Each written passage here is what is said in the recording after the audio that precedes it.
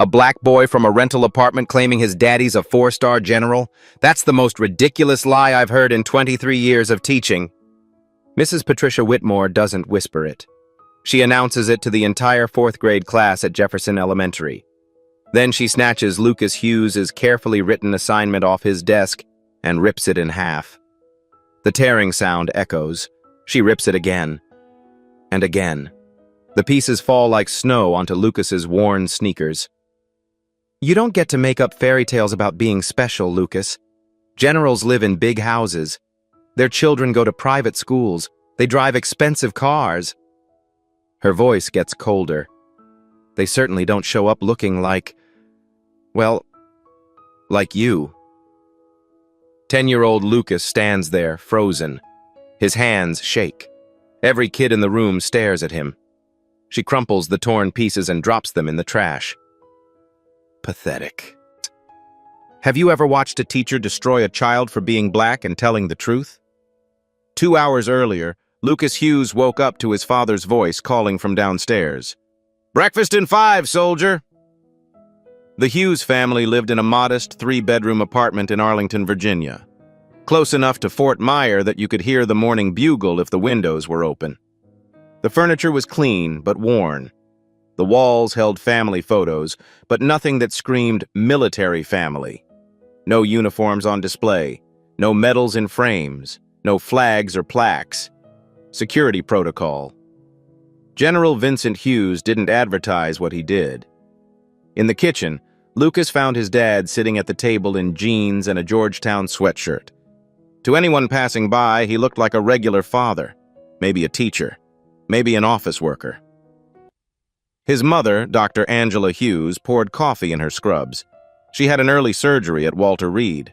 On the refrigerator, a child's crayon drawing showed a stick figure in uniform with 4 stars on each shoulder. Next to it, a calendar with today's date circled in red marker. Parent Career Day, Friday. Lucas couldn't stop smiling. He'd been waiting for this day for weeks. Dad, can I tell them about the time you met the president? General Hughes glanced at his wife. Angela gave him that look, the one that said their son deserved better than secrets. Lucas, remember what we talked about? Some things stay private, for security. But everyone else gets to brag about their parents. I know, son. Vincent's voice was gentle but firm. Our family is different. We keep a low profile. You understand? Lucas nodded. But he didn't really understand. Not fully. Why did other kids get to be proud while he had to stay quiet? Angela squeezed her husband's hand across the table. He deserves to be proud of you, Vincent. I know. The general looked at his son. Just keep it simple tomorrow, okay? You don't need to prove anything to anyone. Lucas finished his cereal and headed upstairs to get ready for school. He didn't know that in less than 12 hours, simple would become impossible. Jefferson Elementary sat in the heart of Arlington. The school served everyone. Military families transferred in and out constantly. Diplomat kids whose parents worked at embassies. Immigrant families chasing the American dream. Working-class children whose parents cleaned the buildings where policy got made. It was supposed to be a place where every child mattered equally.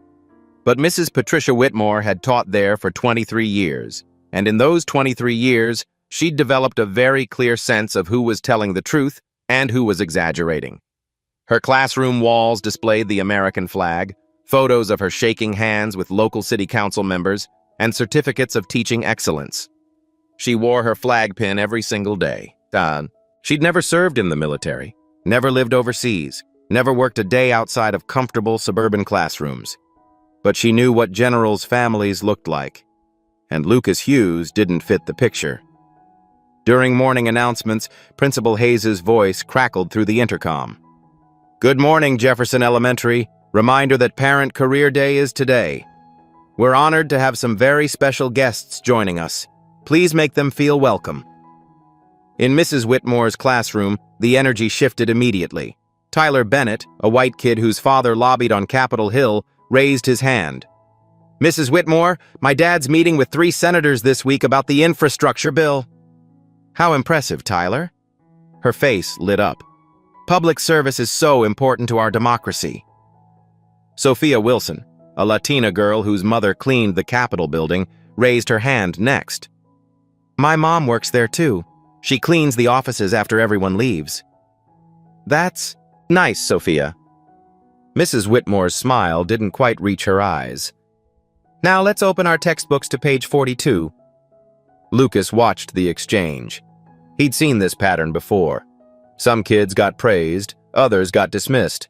It usually depended on what their parents did and how much money they had. At 10 o'clock, Mrs. Whitmore handed out the assignment. Class, I want you to write 3 paragraphs about your parents' careers. What do they do? Why does it matter?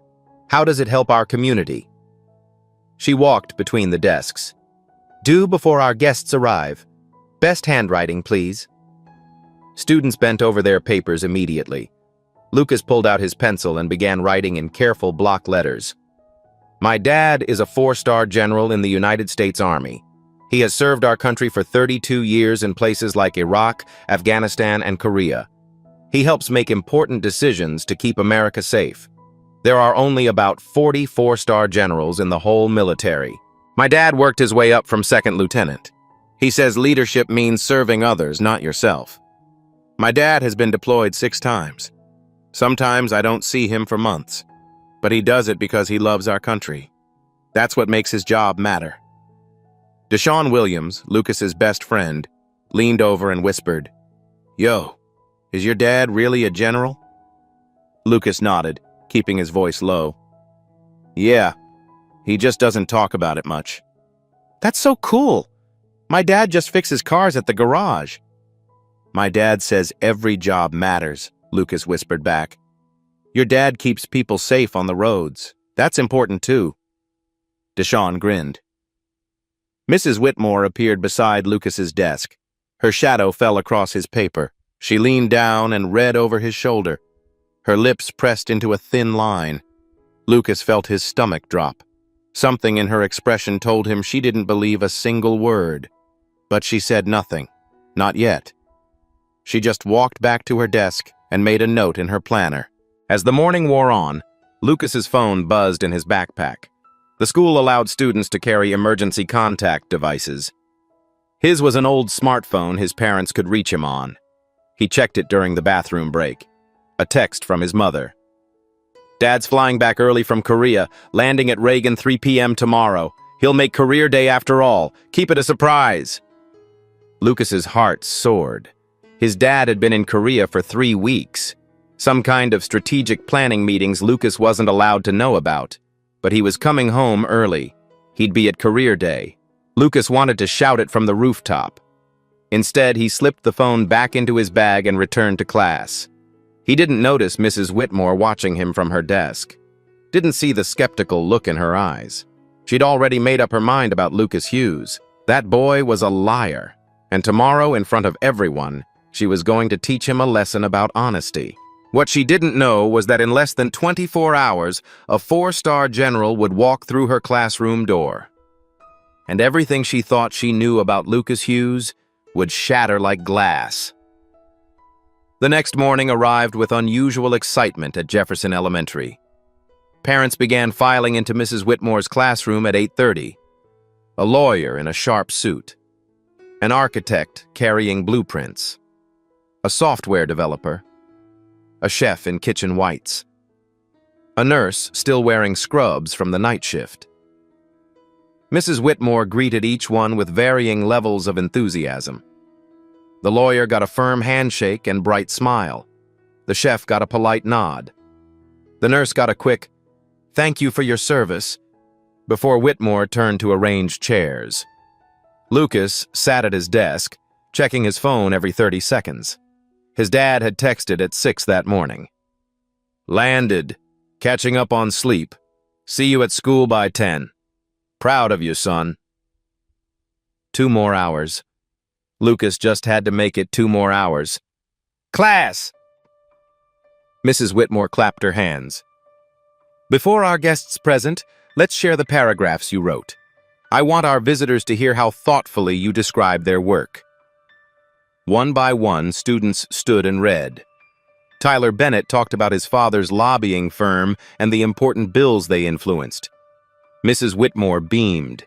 Sophia Wilson talked about her mother's cleaning work and how she took pride in making buildings shine. Mrs. Whitmore offered a tight smile and moved on quickly. Then she called on Lucas. "Lucas Hughes, you're next." Lucas stood. His paper shook slightly in his hands. He cleared his throat and began reading. "My dad is a 4-star general in the United States Army. He has served our country for 32 years in places like Iraq, Afghanistan, and Korea. He helps make important decisions to keep America safe." Mrs. Whitmore's expression changed immediately. "There are only about 44-star generals in the whole military. My dad worked his way up from second lieutenant. He says leadership means serving others, not yourself." "Stop!" The word cut through the classroom like a gunshot.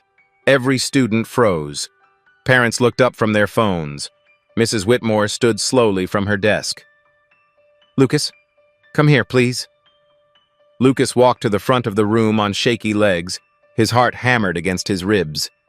"Class," Mrs. Whitmore said, her voice taking on a teacher lecture tone.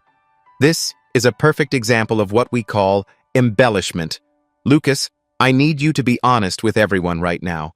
What does your father actually do?" He's a general, ma'am." Her eyes narrowed. "Lucas, I have been teaching for 23 years.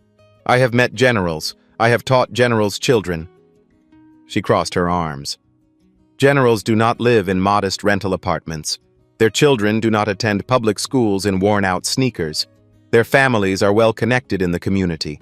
There are official records, social events, recognition." Lucas felt his face growing hot. "But ma'am, my dad keeps a low profile because..." "Because of what? Secret missions?" Her tone dripped with sarcasm. Several students giggled nervously. Tyler Bennett raised his hand. "Mrs. Whitmore, maybe his dad really is..." "Tyler, I appreciate your kindness, but this is a teaching moment." She turned back to Lucas. "I checked with the office yesterday. There is no General Hughes listed on our parent registry. Your father's occupation is listed as government employee. That's very different from a 4-star general, isn't it?" Lucas's eyes filled with tears. "He puts that on forms. For security reasons. He told me..." "Enough!" The classroom jumped at her raised voice. "You will sit down right now. You will rewrite this assignment with the truth. And you will apologize to this class and to our guests for wasting everyone's time with fantasy stories. Do you understand me?" Tears spilled down Lucas's cheeks, but he didn't move. "Lucas, I said sit down. My dad didn't raise a liar, ma'am." The room went completely silent. Mrs. Whitmore's face flushed red. Several parents shifted uncomfortably in their seats. "What did you just say to me?" "My dad is a general. He's flying back from Korea. He'll be here at 10 o'clock. You'll see." Mrs. Whitmore's jaw clenched. "To the principal's office, now!" Deshaun Williams stood up. "But Mrs. Whitmore, Lucas isn't lying. I've seen..." "Deshaun, sit down before you join him!" Deshaun sank back into his chair, shooting Lucas an apologetic look. Lucas grabbed his backpack. As he walked toward the door, Mrs. Whitmore delivered her final blow loud enough for everyone to hear. "Class, let this be a lesson. Honesty and humility are virtues we cherish. Making yourself seem more important than you are, especially when you come from certain backgrounds, is the opposite of character." Lucas stopped at the door. His hands gripped the straps of his backpack so hard they left marks. Every eye in the room watched him leave in shame. He had 90 minutes until his father arrived. 90 minutes to survive being called a liar in front of everyone. He had no idea that Mrs. Whitmore was about to have the worst day of her teaching career. The hallway felt longer than usual. Lucas walked slowly toward the principal's office, his sneakers squeaking against the polished floor. Behind him, he could hear Mrs. Whitmore's voice resuming the career day introductions as if nothing had happened, as if she hadn't just destroyed him in front of the entire class. He pulled out his phone. Still no new messages from his dad. Probably still sleeping after that 14-hour flight from Korea. Lucas thought about texting him, about telling him what just happened. But what would he say? That his teacher called him a liar? That nobody believed him? His dad had enough to worry about. Lucas didn't want to seem weak. He slipped the phone back into his pocket and kept walking. Through the main office window, Lucas spotted Principal Hayes on the phone. She was nodding seriously, her expression focused. She glanced at a folder on her desk, then looked up and made eye contact with Lucas through the glass. Her eyes widened slightly, like she recognized him. But she was mid-conversation, so she just gave him a small nod and returned to her call. Lucas wondered if Mrs. Whitmore had already called ahead to complain about him. Vice Principal Thornton handled the meeting. Principal Hayes was still occupied with her phone call, her office door closed. Mr. Thornton was a white man in his 50s who'd been at Jefferson Elementary for 15 years. He wore khakis and a blue polo shirt with the school logo. He had the kind of face that always looked slightly disappointed. "Sit down, Lucas." Lucas sat in the chair across from Thornton's desk. It was too big for him. His feet barely touched the floor. "So," Thornton began, opening a folder, "Mrs. Whitmore tells me you disrupted class and refused to correct false information in your assignment." "Sir, it's not false. My dad really is—" "Lucas." Thornton held up a hand. "I pulled your file.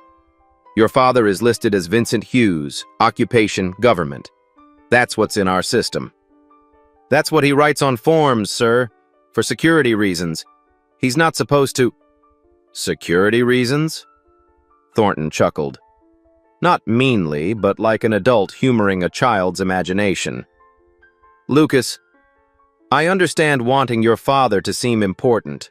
A lot of kids do that, but making up elaborate stories about generals and classified information—" "I'm not making it up." Lucas's voice came out louder than he intended. Thornton's face hardened. "Lower your voice. You're already in trouble, son. Don't make it worse." Lucas's phone buzzed in his pocket. He pulled it out quickly. A text from his dad. "Running late. Briefing at Pentagon got moved up. We'll be there by 10:30. Hang tight." Lucas's heart leaped. He showed the phone to Thornton. "See? He's coming. He'll be here in less than an hour." Thornton barely glanced at the screen. "Lucas, I can't verify anything from a text message. You could have anyone's number saved as Dad in your contacts. But here's what's going to happen." Thornton leaned forward. "You're going to return to class. You're going to apologize to Mrs. Whitmore for being disrespectful. You're going to rewrite that assignment with truthful information. And then we're going to move forward. Understood?" Lucas felt his hands beginning to shake. "You don't believe me." "I believe you want attention, Lucas. I understand that impulse. Kids from single-parent homes or families where parents work multiple jobs sometimes create stories to feel special. It's a cry for help, really. My parents are married. My mom's a surgeon at Walter Reed. My dad—" "That's enough." Thornton stood. "Return to class right now, or I will call your parents in for a formal disciplinary conference, and trust me, you don't want that on your record." Lucas stood slowly. His vision blurred with tears he refused to let fall. "My father serves this country, sir. He's been deployed 6 times. He's earned the right to be believed." Thornton's expression softened slightly, but only slightly. "Go back to class, Lucas." When Lucas returned to room 204, everything had changed. Parents now filled the back and sides of the classroom, sitting in a semicircle of borrowed chairs. Career day was in full swing. Mrs. Whitmore stood at the front, introducing Mr. Bennett. "So grateful to have these distinguished guests with us today. Mr. Bennett works with some of the most powerful people in Washington. Let's give him our full attention." Applause rippled through the room. Lucas slid into his seat as quietly as possible. Deshawn leaned over and whispered, "You okay?" Before Lucas could answer, Mrs. Whitmore's voice cut across the room. "Lucas, do you have something to share with the class?" Every head turned. Students, parents, everyone stared. "Ma'am? Your apology?" Lucas felt his stomach drop. The room went completely silent. This wasn't just his classmates anymore. There were adults here, professional people, watching him be humiliated. A 10-year-old black boy being forced to apologize for telling the truth. I don't have anything to apologize for, ma'am." The room gasped. Several parents exchanged glances. Some looked uncomfortable. Others looked at Lucas like he was being disrespectful. Mrs. Whitmore's jaw tightened. "Excuse me? In front of our honored guests, you're going to continue this defiance?" Tyler's mother, Ms. Bennett, a lawyer in a gray suit, spoke up gently. "Perhaps we should let the child explain. I appreciate your concern, Ms. Bennett, but classroom management is my responsibility." Mrs. Whitmore's smile was tight and professional, but her eyes were hard. She turned back to Lucas. "You have two choices, young man. You can apologize right now and rewrite your assignment with honest information, or you can spend the rest of career day sitting in the office while your classmates enjoy our guests. Which will it be?" Lucas's voice cracked when he spoke. "When my dad gets here—" "Your father is not coming, Lucas!" The words echoed through the classroom like a slap. Parents shifted in their seats. Some students looked down at their desks. Mrs. Whitmore continued, her voice taking on a tone of forced patience. "Sweetheart, I understand this is hard, but the truth is, your father probably works a regular government job. Maybe at the VA, maybe at a military base doing paperwork. Those are perfectly respectable positions." She walked closer to his desk. "But you've created this fantasy about generals in Korea and important decisions because you're embarrassed. I get it. You see Tyler's dad meeting with senators, and you want your family to seem just as important." Her voice dropped, quieter now, but somehow more cutting. "But Lucas, there is no shame in being ordinary. The shame is in lying about it. Especially when you come from a community that already struggles with stereotypes about honesty and—" "Mrs. Whitmore," Ms. Bennett stood up. "I really don't think—" "Please, Ms. Bennett, sit down." The lawyer sat slowly, her expression troubled. Deshawn muttered under his breath, "This is so messed up." "What was that, Deshawn?" "Nothing, ma'am." "Deshawn Williams, I heard you. Office. Now." "But I didn't—" "Now!" Deshawn grabbed his backpack and walked out, giving Lucas one last look of solidarity before disappearing into the hallway. Lucas was alone now, completely isolated in a room full of people. Mrs. Whitmore stood over him, arms crossed, waiting for his apology. The other parents looked away, uncomfortable but unwilling to intervene. The clock on the wall showed 9:28 a.m. His father would arrive in approximately 1 hour. But right now, in this moment, Lucas Hughes had never felt smaller in his entire life. He looked down at his desk, at the empty space where his assignment had been before she tore it up. His hands gripped the edge of the desk, and then he did something that surprised everyone, including himself. He stood up. "Ma'am," he said quietly, "my name is Lucas Hughes. My father is General Vincent Hughes. He's a 4-star general in the United States Army. He served for 32 years, and when he gets here, you're going to owe me an apology." Mrs. Whitmore's face flushed deep red. "Sit down." "No, ma'am." The room held its breath. "Lucas Hughes, if you do not sit down right now—" The classroom door opened. Principal Hayes stepped inside, slightly out of breath, her face flushed. "Mrs. Whitmore, hallway, immediately." The tone of her voice made it clear this wasn't a request. Mrs. Whitmore blinked in surprise. "Principal Hayes, I'm in the middle of—" "Now, Patricia." Every parent in the room noticed the use of her first name. That never happened. Mrs. Whitmore followed Principal Hayes into the hallway, the door closing behind them with a soft click. Through the small window, students could see them talking. Principal Hayes's face was serious. Mrs. Whitmore's expression shifted from confusion to shock to something that looked like fear. Lucas sat back down, his heart pounding. Whatever was happening out there, it had to do with him. The clock ticked forward. 9:30 a.m. In the hallway, Principal Hayes kept her voice low but firm. "Patricia, we have a situation." Mrs. Whitmore crossed her arms defensively. "If this is about Lucas Hughes, I was simply maintaining classroom standards. The boy was clearly I just spent 20 minutes on the phone with Fort Myers Protocol Office." The words hung in the air. Mrs. Whitmore blinked. "Protocol Office?" "Yes. They called because we have a very distinguished visitor arriving." Hayes pulled out her phone, showing Whitmore an email. "They needed to confirm our security clearances, parking arrangements, and whether we could accommodate a security detail." Mrs. Whitmore's face went pale. "Security detail? For career day?" "For Lucas Hughes's father." The hallway seemed to tilt. Lucas Hughes?" "Yes, Patricia.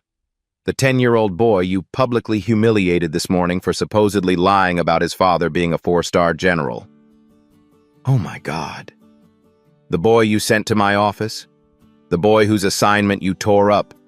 The boy you accused of making up stories because of where he lives and how he looks?" Mrs. Whitmore's hand went to her mouth. I thought he was exaggerating.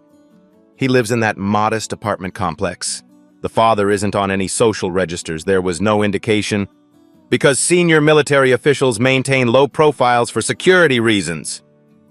Principal Hayes had never raised her voice at a teacher in 15 years of administration, but she was raising it now.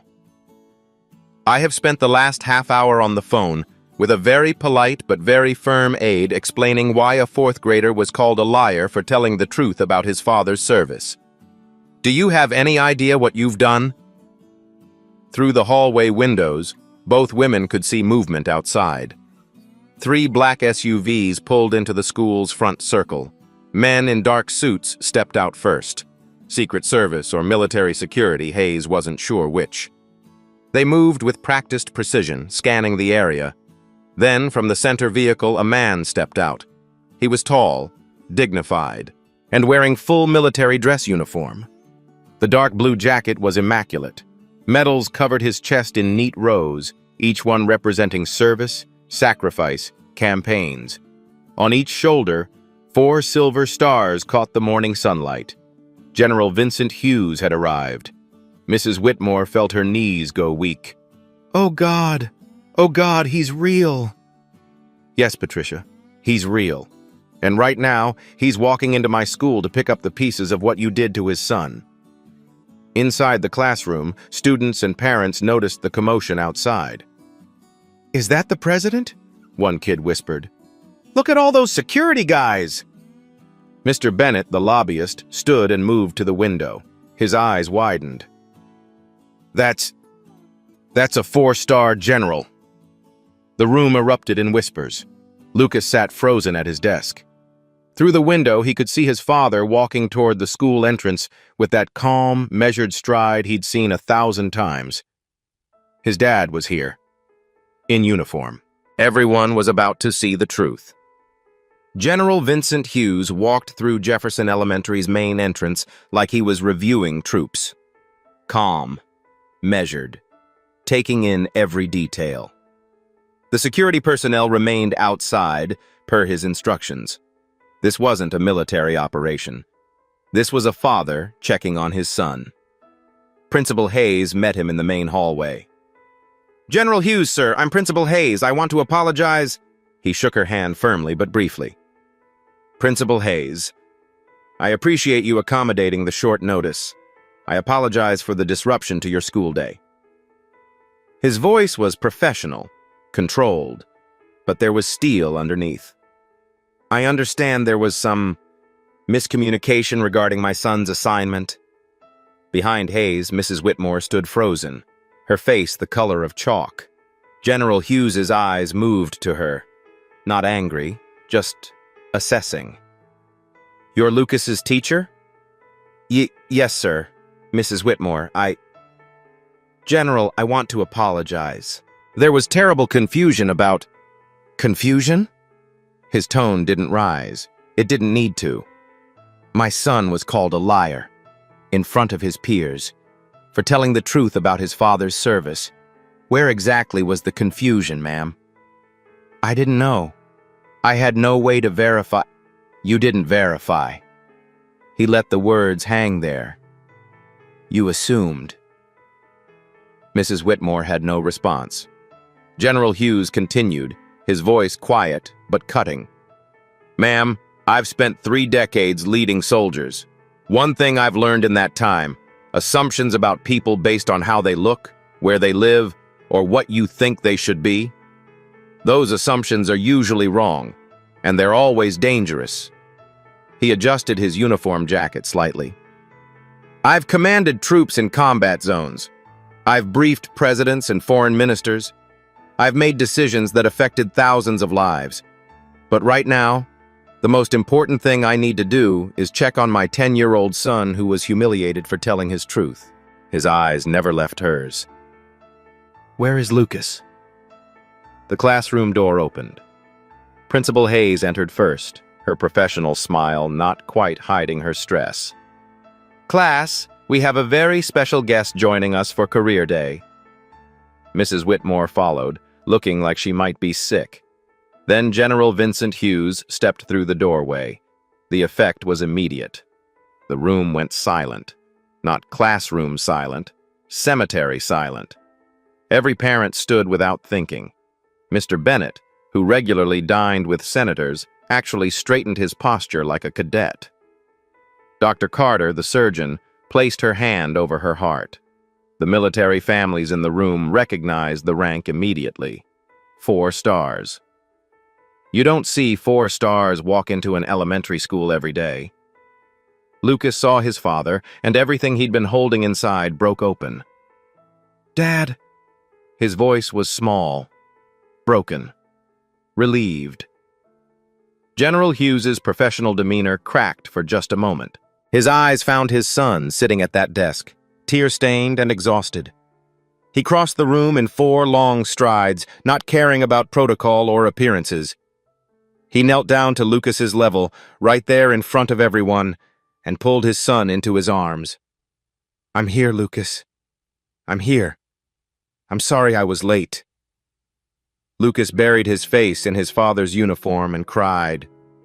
Not because he was sad anymore, because he'd been holding everything in for so long, because his dad was finally here, because the truth was finally visible. The embrace lasted maybe 10 seconds. But in those 10 seconds, every person in that room understood what they'd witnessed this morning. A child telling the truth and being destroyed for it. General Hughes stood, keeping Lucas's hand in his. He turned to face the class. Good morning. I'm General Vincent Hughes, United States Army. I apologize for the disruption to your career day, but I promised my son I'd be here, and I don't break promises to my son. His voice was calm, professional, but every word carried weight. He glanced at Mrs. Whitmore, who stood near her desk looking like she wanted to disappear. Ma'am, I understand there was some question about Lucas's assignment? The room held its breath. Mrs. Whitmore opened her mouth, but no words came out. Principal Hayes stepped in. General Hughes, please. If you'd like to share with the students about your career, we'd be honored. He nodded once. Thank you. He turned back to the class, Lucas still holding his hand. My son wrote that I'm a 4-star general who served for 32 years. Every single word of that is true. I've commanded troops in Iraq and Afghanistan. I've served in Korea, Germany, and across the United States. Right now, I help develop military strategy for the Joint Chiefs of Staff." The students stared with wide eyes. Lucas also wrote that leadership means serving others, not yourself. He learned that by watching his mother, Dr. Angela Hughes, a pediatric surgeon, save children's lives while I was halfway around the world. He learned it by moving 8 times, by changing schools 6 times, by spending birthdays and Christmases and Thanksgivings without his father because I was deployed. He paused, looking at each student. My son didn't exaggerate in his assignment. If anything, he was modest. The truth of what military families sacrifice is harder than anything he wrote on that paper. His eyes moved to Mrs. Whitmore. When a child tells you their truth, especially when that truth is difficult or doesn't match your expectations, the first instinct should be to listen, not to assume they're lying because their truth makes you uncomfortable. The room was absolutely silent. Mrs. Whitmore's voice came out as a whisper. "General Hughes, I owe Lucas an apology. A real one." She turned to face Lucas, tears streaming down her face now. "Lucas, I was wrong. Completely, utterly wrong. I made assumptions about you and your family based on things that had nothing to do with who you are. I judged you. I didn't listen to you. I didn't believe you. And I hurt you." Her voice broke. "You deserved so much better from me. You deserved to be believed. I am so sorry." Lucas looked at his father, who gave him a small nod. "Your choice, son." Lucas took a breath. "Mrs. Whitmore, my dad says everybody makes mistakes. He says the important thing is what you do after you make them." The wisdom in those words, coming from a 10-year-old who'd been humiliated hours earlier, hit everyone in the room. Maybe you could, believe kids more? Even when their stories sound too big to be true? "I will, Lucas." Mrs. Whitmore wiped her eyes. "I promise I will." Deshawn was brought back from the office. General Hughes shook his hand and thanked him for standing up for Lucas. Tyler Bennett approached Lucas afterward. "I'm sorry I didn't say more earlier. That was really brave, what you did." Other students gathered around Lucas. Not with pity now, with respect. Mr. Bennett, the lobbyist, approached General Hughes. "Sir, I work with members of Congress every day. What you said about listening first, I needed to hear that too." Ms. Wilson, who cleaned the Capitol building, shook the general's hand with tears in her eyes. "Thank you for what you said. About service. Every kind." Principal Hayes made an announcement to the class. "Effective immediately, Jefferson Elementary will be implementing comprehensive implicit bias training for all staff members. What happened this morning should never happen again." Mrs. Whitmore nodded, her hand over her heart. "I'll be the first to sign up." The general then did something unexpected. From his pocket, he pulled out a small gold coin, a command coin from his unit. These were traditionally given for exceptional service. He placed it in Mrs. Whitmore's hand. "I'm not giving you this for what happened this morning, ma'am. I'm giving it to you for your apology. That took real courage. Use it to remember that growth comes from our mistakes, not our successes."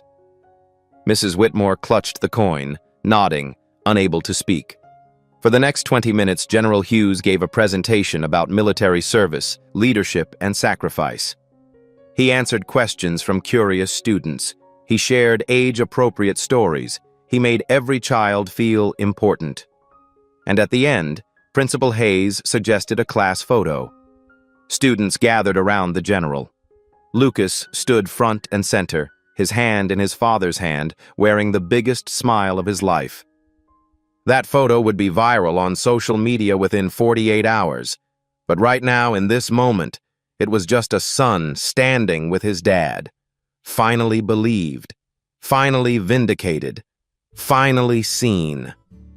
That evening, the Hughes family sat together in their modest Arlington apartment, the same apartment Mrs. Whitmore had judged as proof that Lucas was lying.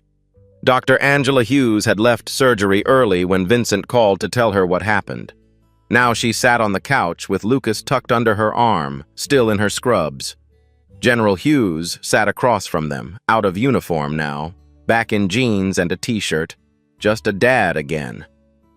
"How are you feeling, baby?" Angela asked, smoothing Lucas's hair. "Tired." Lucas leaned into his mother. "But good, I think." "What did you learn today?" his father asked. Lucas thought about it carefully. His parents had always taught him to find lessons in hard experiences. "I learned that telling the truth is really hard sometimes, especially when people don't want to believe you, but you should still do it anyway." Vincent nodded. "What else?" "That people's ideas about you can be totally wrong, but that doesn't mean you should change who you are to fit what they expect." Angela kissed the top of his head. "That's very wise, Lucas." "But Dad—" Lucas looked up at his father. "Yeah, son? Why didn't you just tell the school about your job before? Then this wouldn't have happened." It was a fair question, one that Vincent had been asking himself all afternoon. He leaned forward, elbows on his knees. "Lucas, your worth has nothing to do with my rank. You're valuable because of who you are. You're kind. You're honest. You're brave. I never want you to think you need my accomplishments to matter." He paused. "But I also realize now that keeping such a low profile puts you in an impossible position. You shouldn't have had to defend your truth alone. So what happens now? Now we make sure this never happens to another kid at Jefferson Elementary, or anywhere else." 3 months passed. Jefferson Elementary looked different now, not physically, but the culture had shifted. Every staff member completed comprehensive implicit bias training. It wasn't optional. Principal Hayes made it a requirement for continued employment. The training covered racial bias, class bias, and the danger of assumptions. Real scenarios, uncomfortable conversations, necessary growth. Mrs. Patricia Whitmore attended every session. She didn't just participate, she helped lead them. In a faculty meeting 2 months after the incident, she stood in front of her colleagues and shared her experience. "3 months ago, I hurt a child because I couldn't see past my own assumptions. I looked at Lucas Hughes and decided his truth was impossible because it didn't match the picture I had in my head of what a general's family should look like." Her voice was steady now, stronger. "I've spent the last few months examining my biases, the ones I didn't even know I had. I've learned that my instincts about students were often just prejudices dressed up as experience." She held up the command coin General Hughes had given her. "I keep this on my desk, not as a trophy, as a reminder that growth comes from our mistakes, not our successes." The training led to real policy changes. New protocol: verify before questioning. If a student makes a claim about their family that seems unusual, the first step is to check with parents, not to interrogate the child. The Student Council, inspired by Lucas's experience, created the Truth and Trust initiative, a peer support system where students could talk about times they felt unheard or disbelieved. Lucas became one of the founding members. Mrs. Whitmore's classroom changed too. On the first day back after the incident, she gathered her students and created a new classroom charter. The kids helped write it. It hung on the wall now, in large letters. "In this classroom, we believe first and question respectfully. We never assume someone is lying because their truth seems impossible. Everyone's story matters." Every student signed it, even Lucas. Especially Lucas, Mrs. Whitmore also started a monthly Family Stories circle. Students could share about their families without judgment. The goal wasn't to compare or compete, just to listen and learn. During one session, Sophia Wilson talked about how her mother took pride in her cleaning work at the Capitol building, how she knew every hallway and office, how senators sometimes asked her advice about the building's history. Mrs. Whitmore listened differently now. She heard the pride in Sophia's voice instead of dismissing it as less important than other careers. Deshawn talked about how his dad could diagnose car problems just by listening to the engine, how he'd built his small mechanic shop from nothing.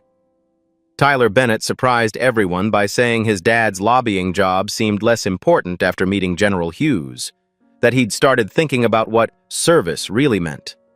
And Lucas? He talked about military families, about sacrifice, about the kids who move constantly and miss their parents and keep going anyway. The class listened without interruption. That's what changed most. The listening. The viral photo spread faster than anyone expected. The image of General Hughes in full dress uniform, 4 stars visible, kneeling beside his 10-year-old son while emotional students and parents looked on. The caption that went with it told the story. How a teacher had called a black student a liar for writing about his father's service. How she'd torn up his assignment. How she'd humiliated him publicly. And how a 4-star general had walked into that classroom to stand beside his son. News outlets picked it up. The story appeared on local news, then national broadcasts. Social media exploded with reactions. Some people focused on the racism, others on the classism, many on the courage it took for Lucas to stand his ground. But the most shared aspect was Mrs. Whitmore's apology and transformation. People were tired of stories where the antagonist faced consequences but never changed. This was different. This showed redemption was possible. 3 months later, Mrs. Whitmore received invitations to speak at education conferences about implicit bias. She accepted some, declined others, but always emphasized the same message. I'm not a hero of this story. I'm the cautionary tale. But I'm proof that people can change if they're willing to do the hard work. Lucas today is different from the scared 10-year-old who stood at the front of that classroom. He's more confident, still humble, still kind, but no longer afraid to share his truth. He started a peer mentoring program at Jefferson Elementary where older students help younger ones navigate difficult situations. The first rule of the program? Believe first, question with kindness. His friendship with Deshawn grew stronger. Tyler Bennett became a regular at their lunch table. Even Sophia Wilson joined their group. They called themselves the Truth Squad. Kids who committed to listening to each other's stories without judgment. General Hughes attended school events when his schedule allowed. Not in uniform, just as Lucas's dad. He wanted his son to know he was proud of him for who he was, not what his father did.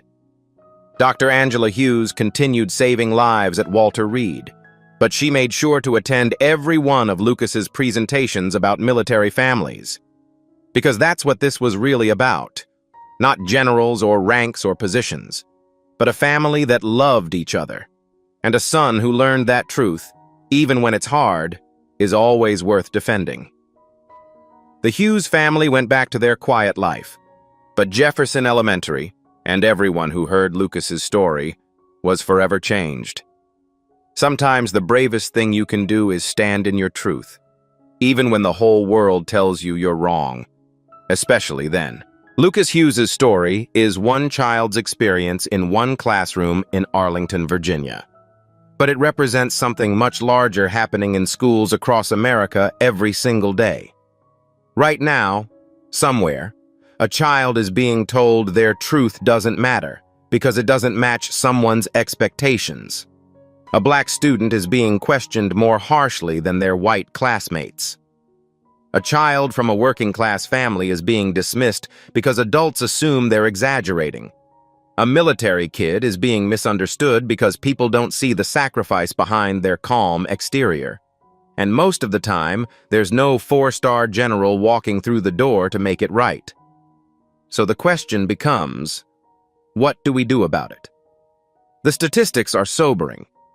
According to the U.S. Department of Education, black students are suspended or expelled at 3 times the rate of white students for the same infractions. Subjective offenses, things like defiance or disruption, account for most of these disparities. Translation: when a teacher has to use judgment about whether a student is being disrespectful, black students are punished more severely. The same study found that 72% of teachers have never received any training in recognizing their own implicit biases. They're making decisions about children's futures based on assumptions they don't even know they have. Another study from the American Psychological Association found that black boys as young as 10 are seen as less innocent and more adult-like than their white peers. They're given less benefit of the doubt, less grace, less childhood. Lucas Hughes experienced all of this in one morning, and his story shows us the real cost. Children who feel unheard in school are 4 times more likely to disengage academically. They stop raising their hands, stop sharing their stories, stop believing their truth matters. That's the invisible damage of bias.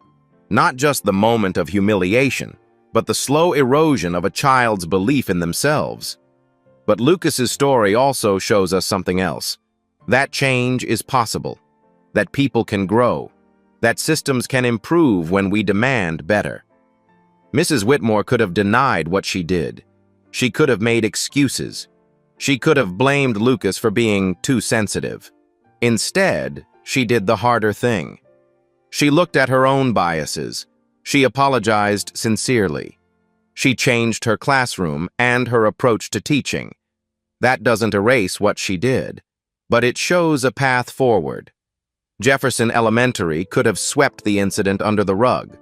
Instead, they implemented mandatory bias training. They changed their policies. They created systems to prevent it from happening again. That's how institutions improve, by acknowledging harm and taking concrete action to prevent future harm. And Lucas? He could have let that experience make him small and quiet. Instead, he started a peer mentoring program. He shared his story. He helped other kids find their voice. That's resilience. Not because trauma made him stronger, but because he chose to use his experience to help others. So, what can you do? First, ask yourself some hard questions. When someone tells you their truth, especially someone from a marginalized community, do you believe them? Or do you immediately look for reasons to doubt? When a child shares something that seems unusual or impressive, is your first instinct to celebrate them or to question whether they're exaggerating? When you see someone being treated unfairly, do you speak up? Or do you stay silent to avoid making things awkward? These aren't comfortable questions, but they're necessary ones. Second, take action. If you're a parent, talk to your child's school about implicit bias training. Ask what policies they have to protect students from discrimination. If you're a teacher, examine your own classroom. Are you giving every student the same benefit of the doubt? Or are your assumptions affecting how you treat them? If you're just someone who heard this story and felt something, share it. Conversations change culture. The more we talk about these issues, the harder they are to ignore. And finally, teach the children in your life that their truth matters. That they don't have to shrink themselves to make adults comfortable. That standing in your truth, even when it's hard, is always worth it. General Vincent Hughes didn't walk into Jefferson Elementary that morning to humiliate a teacher. He walked in to stand beside his son, to show Lucas and every child watching that truth matters, that you matter. The question now is, what will you do with that message? Will you scroll past this story and forget it by tomorrow? Or will you let it change how you listen, how you believe, how you treat the people around you? Because here's the truth that Lucas Hughes learned at 10 years old. One person standing in their truth can change an entire system, but only if the rest of us are willing to listen. If this story moved you, do 3 things. 1. Share it. Someone in your life needs to hear this message today. 2. Comment below. Have you ever been disbelieved when telling your truth, or witnessed someone else's truth being dismissed? Your story matters. 3. Subscribe and turn on notifications. Stories like this, about justice, redemption, and standing up for what's right, are what this channel is all about. Remember, your truth matters. You matter. Don't let anyone make you forget that.